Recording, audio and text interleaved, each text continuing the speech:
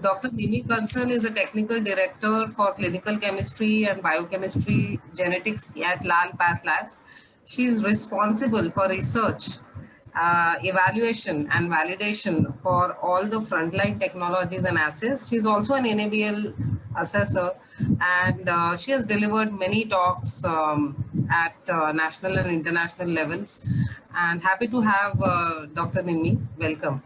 Good afternoon, everyone. And first of all, I would like to thank Dr. Aparna Jairam for the introduction, and would like to thank Kahu and Dr. Seema Bhargav for inviting me. Though it's body fluids, when the topic came up, there were a lot of questions why body fluids, because it's a very, very common test.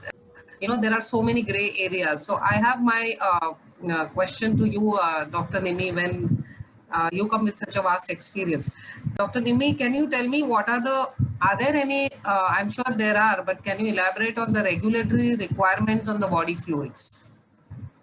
Coming to the question, Dr. Aparna, regulatory requirement, yes. Earlier, unlike earlier when body fluid was being estimated, because definitely, as Dr. Ali mentioned, that there is a requirement to establish the performance characteristics, especially the precision, accuracy, limit of detection, reference range. So CLSI guidelines are there, which says that these performance characteristics of the fluid should be established, especially because most of the kits. So when we talk about the fluids, we have two categories. One is CSF and another is serous fluids, which is primarily what we get in the lab is pleural fluid or peritoneal fluid or ascitic fluid. These are the major fluids which we get in our lab. So if we talk about CSF, so CSF, I would say that generally the manufacturer, they have claim about the CSF chemistry. Because CSF generally we estimate sugar or we estimate CSF protein, or in very reference labs and all, there is a requirement of measuring CSF, IgG, CSF oligoclonal bands for the diagnosis of multiple sclerosis. But generally all these kits are specific for CSF and manufacturer has a claim for the performance. So in such condition, the lab can do the performance verification. That is the claim, the manufacturer gives a claim about the accuracy, precision, and LOD. So the lab can simply follow the CLSI guideline and verify the performance. And in fact, the QCs are also available for all these assays by the manufacturer. So CSF that way becomes less of a challenge as compared to the body fluids, which is primarily pleural fluid and peritoneal fluid, where we don't get any commercial QCs, where the manufacturer doesn't have any claim about the performance, and the reference interval is also not established. So in these cases, establishing, because when we have to establish the CLSI guideline is also very vast, which like you have to follow a 20 days protocol where since there is no QC available, having QC is also a problem.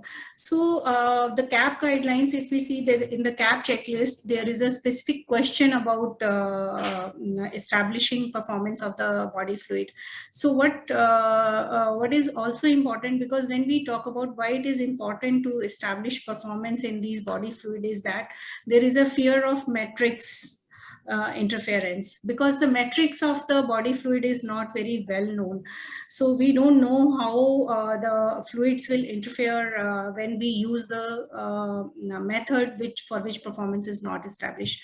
So one of the way is to do the mixing studies. So that is what we do generally in our lab. We perform mixing studies. So in the mixing studies, what we can do, we can spike the fluid which has a low concentrations for the different analytes. We generally perform for protein, for sugar, for albumin, and LDH. So we can take a high concentration sample of serum and spike the body fluid with the serum sample at different concentration. We can check the reproducibility, and if we find that the recovery is like what we expect and what we observe, what we measure, they are comparable, we can assume that the matrix interference is less, it's not there, and we can accept the performance characteristic of the analyte as claimed for the standard fluid for the body fluid also. That's the So I have one more question. Establishing performance related to IQC, we know that the manufacturer will be able to help us. But PT, are there any local providers for labs which are like hospital labs who have larger volumes and want to get into that without getting into, the larger PT providers? Can you help us with? Unfortunately, there is no local provider. We are fortunate that we participate in because we are CAP accredited, so we do get PT material from American College of Pathologists. But I think, but not in India. India, we don't have even Biorad Rendox. We have checked; even they don't have any PT for body fluids. So primarily we have to depend on interlab comparison, but at least we should do interlab comparison with NABL accredited lab so that we can ensure the quality of reporting. Absolutely. Yeah. I want to ask one more thing. Have you, particularly automation is a privilege of people who have larger volumes. What about, I also want you, because you come with such a rich experience, Dr. Nimni. So if you're given a choice, with pertaining to cell degeneration, so what are the experiences where automation, and then you had to go back to manual, where there was a flag, an abnormal cell, or something which you really wanted to revisit? So if you want to percentage it, like say 60% or 40%, what is your experience? I know it's a privilege to have automation, but at the same time, manual is manual. So can you share your thoughts on that? As far as biochemistry, because I think for cell pathology, Dr. Ali can comment because I won't be able to comment on that.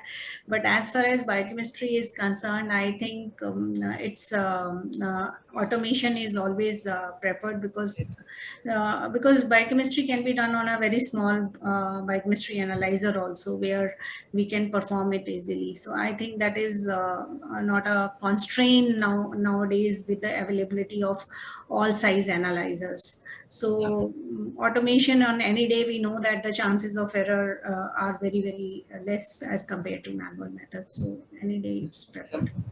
So thank you, ma'am. Thank you.